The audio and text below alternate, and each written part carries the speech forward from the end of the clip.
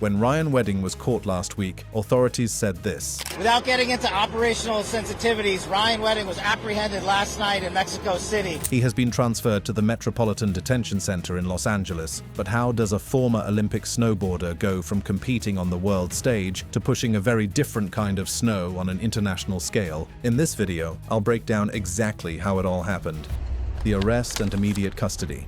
On January 22, 2026, Ryan Wedding was arrested in Mexico City. The former Canadian Olympic snowboarder had been on the run for over a decade. He had been living in Mexico under Sinaloa cartel protection, using aliases like El Jefe and Giant. Now he was in custody. The circumstances of his capture remain disputed. U.S. authorities claim he was apprehended through a joint operation. Mexican officials suggested he turned himself in at the U.S. Embassy. His lawyer maintains he was living openly in Mexico and was simply taken into custody. Whatever the truth, the result was the same. One of the most wanted fugitives in North America was finally in American hands. The FBI flew him to Ontario International Airport in Southern California the following day. He arrived in handcuffs, escorted off the plane by federal agents. The press conference was held at the airport itself, an unusual choice that demonstrated the level of operational security surrounding his transfer. LAX would have been the obvious location, but authorities wanted complete control over the environment. Without getting into operational sensitivities, Ryan Wedding was apprehended last night in Mexico City.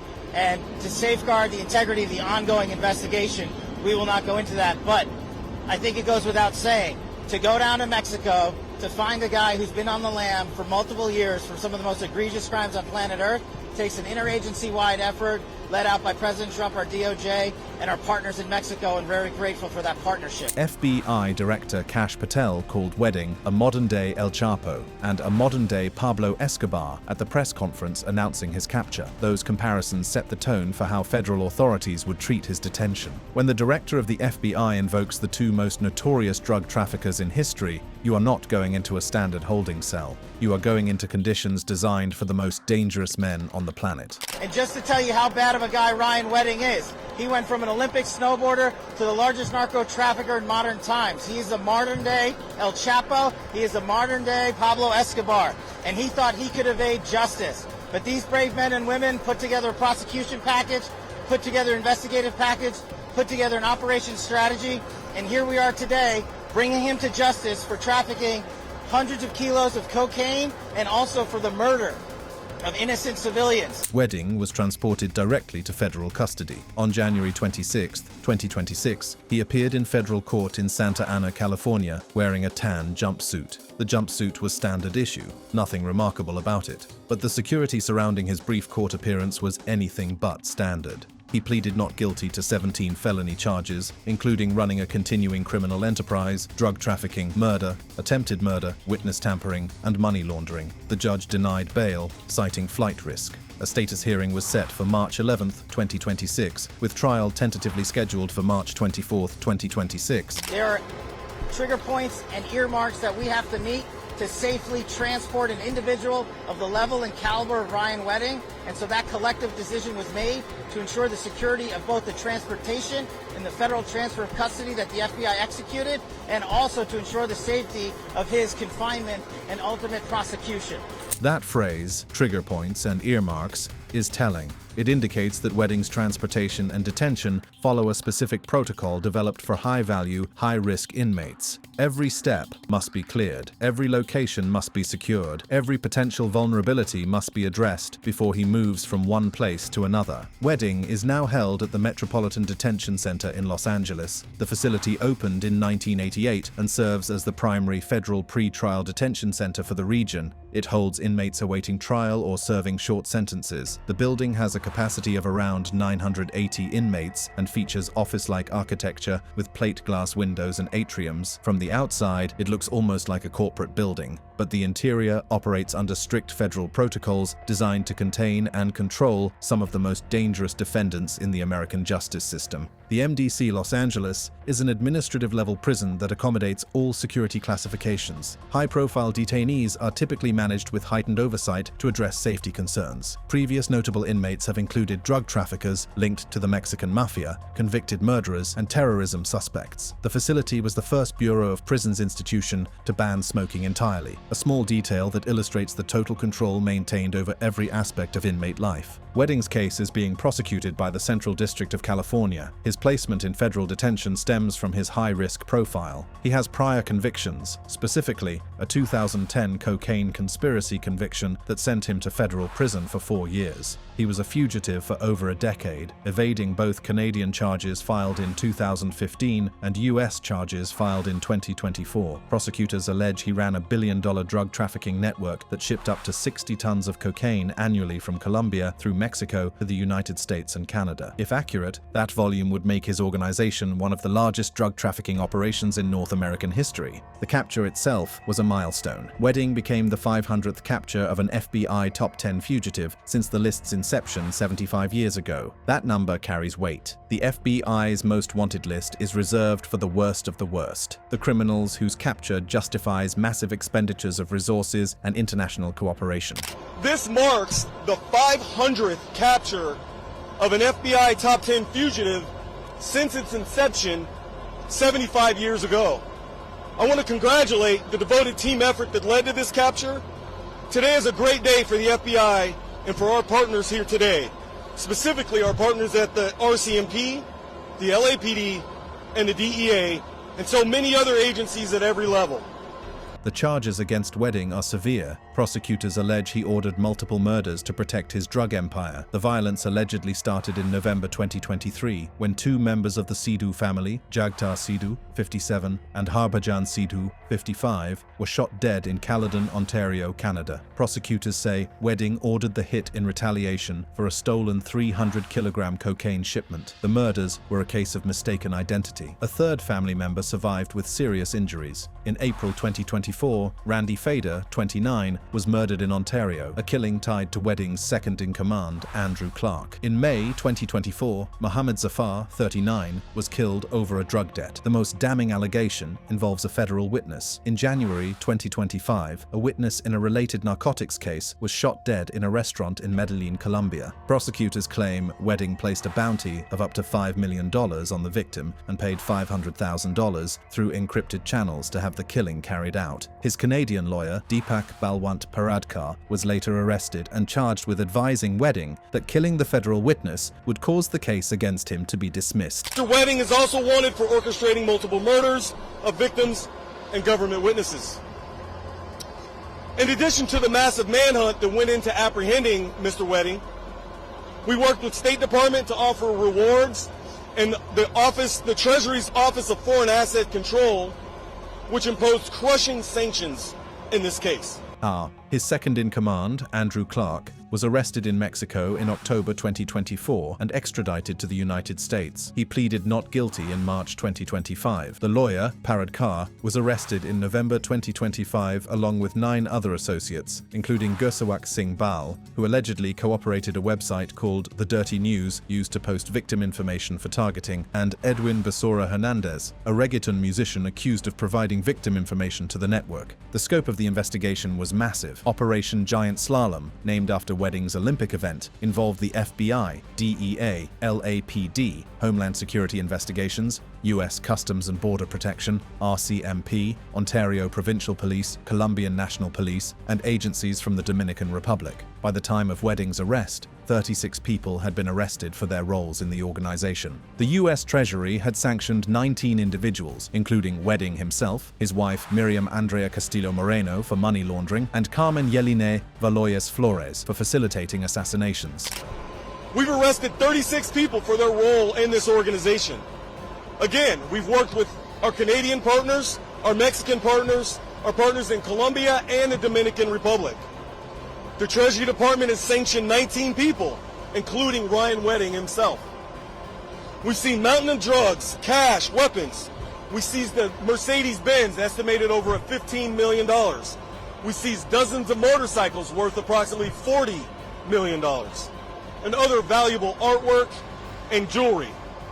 The assets seized tell their own story about the wealth Wedding allegedly accumulated. law enforcement confiscated a Mercedes-Benz CLK GTR Roadster estimated at over $15 million, one of the rarest and most expensive cars in the world. They seized 62 high-end motorcycles worth approximately $40 million, along with artwork, jewelry, and properties across Mexico. In December 2025, Mexican authorities conducted a separate seizure of items linked to Wedding, including the motorcycles, vehicles, drugs, and 2 Olympic medals from his snowboarding days. The State Department offered rewards totaling $15 million for information leading to Wedding's capture, among the highest rewards ever offered for a drug trafficker. An additional $2 million was offered for information on unidentified assassins connected to the organization. With this profile, standard detention protocols would not apply to Ryan Wedding. His detention requires measures designed for the most dangerous inmates in the federal system: the cartel betrayal and assassination risk. The security around Ryan Wedding's detention is not just about keeping him contained, it is about keeping him alive. The very organization that protected him for years had turned against him before his arrest. This betrayal fundamentally changed Wedding's situation, and it fundamentally shapes the security measures now applied to his custody. Reports indicate that the Sinaloa cartel, particularly the Los Chapitos faction, had withdrawn protection from Ryan Wedding prior to his arrest. This withdrawal left him exposed, vulnerable to rivals, law enforcement, and even his former allies who might view him as a liability. It may have contributed to his decision to surrender at the U.S. Embassy in Mexico City rather than face capture, or worse, on the streets of Mexico. The Sinaloa cartel had been in chaos since July 2024. That month, Joaquin Guzman Lopez, one of El Chapo's sons, allegedly kidnapped Ismael El Mayo Zambada, cartel's co-leader, and handed him over to U.S. authorities. Zambada had operated for decades without ever being captured. He was the architect of the cartel's business operations, a figure of almost mythical status in the drug world. His betrayal by one of El Chapo's own sons sparked a brutal civil war between the Los Chapitos faction and the loyalists of Zambada, known as the Mayitos, or Garcia faction. The violence in Sinaloa state has been devastating. Thousands have been killed. Thousands more have been displaced from their homes. Businesses have closed. Schools have shut down. The Mexican military has deployed troops and established checkpoints, but the violence continues unabated. The region has become a war zone where ordinary citizens live in constant fear. According to Mexican security expert David Saucedo, this internal chaos reduced the cartel's capacity to protect peripheral associates like Wedding. When you are fighting for survival against your own former allies, protecting a foreign drug trafficker becomes a low priority. Saucedo explained to CBC News that Los Chapitos withdrew their backing from Wedding for unknown reasons, forcing him to seek independent protection that was never as reliable as what the cartel had provided. That was Ryan's problem. He trusted excessively in Los Chapitos, and Los Chapitos have betrayal tattooed on their skin. That's how Los Chapitos have survived for so many years. They've betrayed associates, friends, collaborators. Ryan was no exception. This assessment is damning. Wedding allegedly trusted his cartel protectors implicitly. He lived openly in Mexico, moving between luxury hotels in Mexico City, apparently confident in his safety. But the sons of El Chapo had a history of betraying their allies when it suited their interests. Wedding, a foreigner without the deep family and community ties that Mexican operators possessed, was particularly vulnerable to being cast aside. Without cartel protection, Wedding became a target, not just from US and Mexican law enforcement, but from the rival Garcia faction within the Sinaloa cartel itself. His knowledge of operations and connections made him dangerous to anyone who feared he might talk. His position in Mexico City, where he reportedly moved between luxury hotels, became untenable. The city is heavily monitored by intelligence agencies. It was only a matter of time. A Sinaloa cartel operative interviewed by CBC News in Culiacan offered a different perspective on Wedding's situation. Speaking anonymously, his voice distorted for the broadcast, the operative claimed the organization was consumed by its internal war and unlikely to shield a foreigner amid such chaos. He questioned whether Wedding was ever truly integrated into the cartel at the level US authorities claimed. Al momento de agarrarlo, ahí vas a sacar la noticia grande, pues.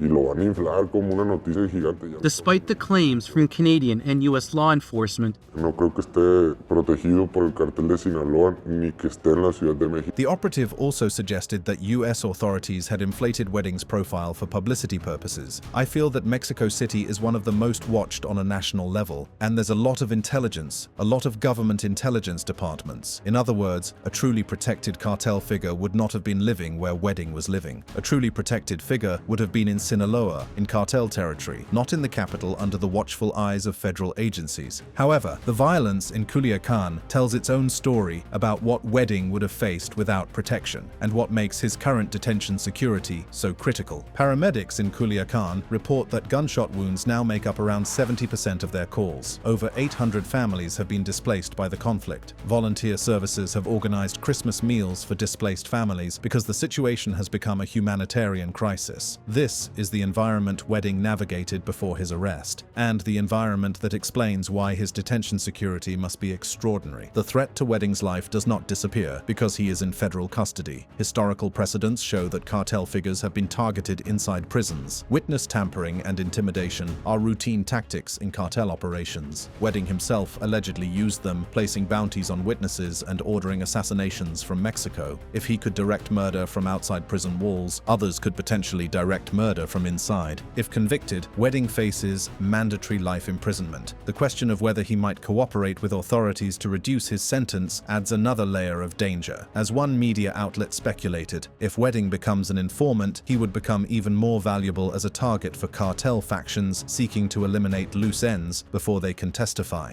Former mobster Sammy the Bull Gravano's cooperation with authorities has been cited as an analogy. Survival often trumps loyalty in the criminal underworld. Gravano famously turned on John Gotti, the boss of the Gambino crime family, and entered witness protection after providing testimony that led to dozens of convictions. Wedding could potentially do the same if he survives long enough, but cooperation comes with enormous risks. Every major criminal figure who has flipped has faced assassination attempts. Some have succeeded despite protection. Wedding's knowledge of operations, routes, suppliers, couriers, and personnel would make his testimony devastating to the Sinaloa cartel's remaining infrastructure. That makes him a target worth eliminating, regardless of the cost or difficulty. Cartel expert David Saucedo predicted the cartel would maintain Wedding's trafficking apparatus, absorbing his routes and contacts to minimize business disruption. The cocaine trade does not stop because one operator is arrested. Others step in. The supply continues. The demand continues. But Wedding's arrest could prompt internal purges if associates fear he might reveal operational details. This creates a dual threat. Wedding is at risk both from enemies seeking revenge and from former allies seeking to protect themselves by eliminating anyone who might testify against them. This is why Wedding's detention involves measures that go beyond standard protocols. The FBI emphasized the safety of his confinement during the press conference announcing his arrest. That phrase was not accidental. It indicates that federal authorities recognize the assassination risk and have implemented protections accordingly. At the Metropolitan Detention Center, high-profile inmates with cartel connections face a specific set of challenges. They must be protected from attacks by rival inmates who may have cartel ties themselves. Their communications must be monitored to prevent coded messages or instructions to associates outside. Their visitors must be screened to prevent information leaks. Their movements within the facility must be controlled to minimize opportunities for ambush. The cartel's civil war continues to rage in Sinaloa. Major General Ulises Gonzalez Calzada, who leads the National Guard in Sinaloa, told CBC that much of the killing is contained between factions of the cartel, but that containment does not extend to those who might be seen as liabilities or targets of opportunity. Wedding's position is unique. He was allegedly a high-level operator within a cartel structure, but one who was ultimately disposable when the internal politics shifted.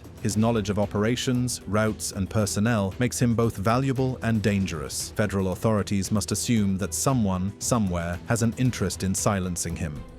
Inside the detention, special housing and surveillance. The Metropolitan Detention Center in Los Angeles operates under protocols designed for administrative detention, but Ryan Wedding's case demands something far more stringent. Given his alleged role as a cartel-affiliated kingpin with a documented history of ordering murders, his detention almost certainly involves enhanced security measures that set him apart from the general prison population. High-profile detainees facing serious charges are often placed in the Special Housing Unit, or SHU. This is isolation. It limits interactions with other inmates to prevent violence, networking, and the potential for Wedding to forge new alliances, something that happened during his previous incarceration. Wedding's earlier prison experience offers a troubling precedent. When he was convicted in 2010 for cocaine conspiracy, he was held initially at MCC San Diego before being transferred to Reeves County Detention Complex in Texas, a private, low-security facility primarily focused on migrant detention. During that incarceration, FBI agents monitored calls that revealed his drug connections. Wedding allegedly allegedly emerged from that 4-year sentence with stronger ties to the Sinaloa cartel, connections that would fuel his subsequent criminal empire. An FBI agent later described this incarceration as providing Wedding with an Oxford education in global drug smuggling. Federal authorities will not make that mistake again. His current detention must prevent him from building new networks while incapacitated. While no official confirmation exists that Wedding has been placed under Special Administrative Measures, or SAMs, such restrictions are common for defendants charged with terrorism or organized crime who pose risks of directing criminal activity from custody. SAMs are imposed by the Attorney General and restrict communications, visits, and media access to prevent inmates from passing coded messages or ordering hits. The precedent here is Joaquin El Chapo Guzman himself. When El Chapo was held at the Metropolitan Detention Center in Brooklyn awaiting trial, he faced SAMs that limited him to non-contact lawyer visits and strictly monitored communications. Similar restrictions could apply to Wedding given his El Jefe alias and the allegations that he ordered assassinations while operating from Mexico. The conditions under SAMs can be severe. Inmates may face 23-hour lockdowns, confined to cells with narrow windows that only allow views of the sky. Human contact is minimal. Recreation time is limited. All communications, mail, phone calls, legal visits are monitored. The goal is total control over information flow. Wedding's detention also involves protective custody considerations. This creates a paradox. Authorities must both contain him and protect him. The same cartel factions that might want to silence him could potentially have reach inside the prison through other inmates with gang affiliations. The federal system must anticipate these threats and keep Wedding separated from anyone who might pose a danger. Transportation security has already been demonstrated. Wedding's arrival at Ontario International Airport under FBI escort in handcuffs, with the press conference held at the airport itself, indicated the level of operational security involved in moving him. FBI officials noted that trigger points and earmarks must be met to safely transport an individual of his caliber. Every movement to court appearances between facilities requires the same level of planning. The Metropolitan Detention Center's architecture belies its function. The building was designed to resemble an office building, with balconies and atriums. It was the first Bureau of Prisons facility to ban smoking entirely. But for inmates like Wedding, the experience inside is anything but administrative. Constant surveillance, restricted movement, and controlled communications define daily life. Standard programs at MDC Los Angeles include drug treatment, GED and ESL education, AA and NA meetings, and religious services. For Wedding, access to such programs would be limited and controlled. Any interaction with other inmates, staff, or visitors presents an opportunity that must be managed. The comparison to how federal authorities would treat Wedding if convicted offers further context. If found guilty on the continuing criminal enterprise charge alone, Wedding faces mandatory life imprisonment. The most likely destination would be ADX Florence in Colorado, known as the Alcatraz of the Rockies. A DX Florence houses the most dangerous criminals in the federal system under 23-hour solitary confinement with no-contact policies. El Chapo is currently held there. Department of Justice officials have stated that Wedding will never see the outside of a prison ever again if convicted. The current measures at MDC Los Angeles serve as a precursor to that potential future. They balance due process requirements for a pretrial detainee with the extreme risk management his case demands. There is also the question of legal strategy. Wedding has pleaded not guilty to all charges. His defense attorney has called comparisons to El Chapo and Pablo Escobar overstated spin. The trial is tentatively scheduled to begin on March 24, 2026, with a status hearing set for March 11th. As long as Wedding remains in pre-trial detention, he retains certain rights that convicted inmates do not have, including more frequent attorney access and protections against punitive conditions. But those rights exist in tension with security needs. Every attorney meeting must be monitored. Every document must be screened.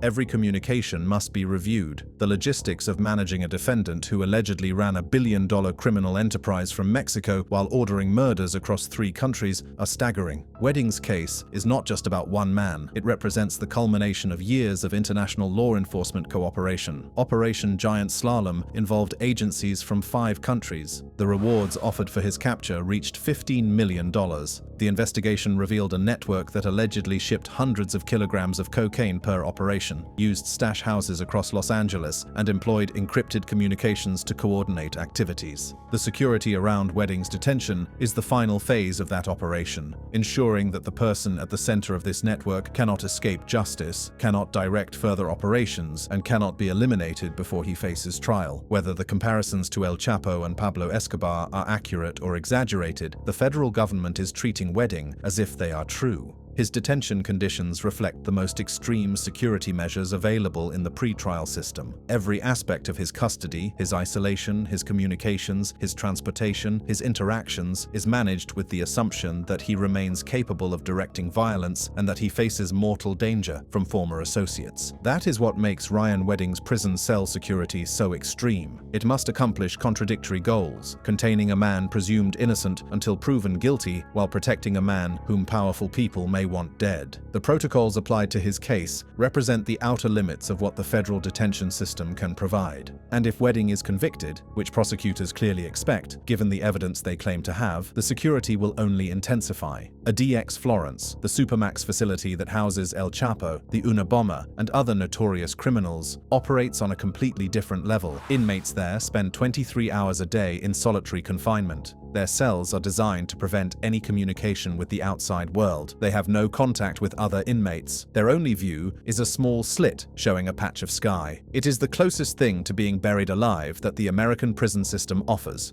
That is what awaits Ryan Wedding if his trial goes the way prosecutors expect. Until then, the Metropolitan Detention Center will have to do with every security measure the federal system can muster applied to a single cell, occupied by a former Olympic athlete who allegedly became one of the most dangerous drug traffickers in North American history. That brings us to the end of this video. For more interesting videos like this, click on the cards on your screen.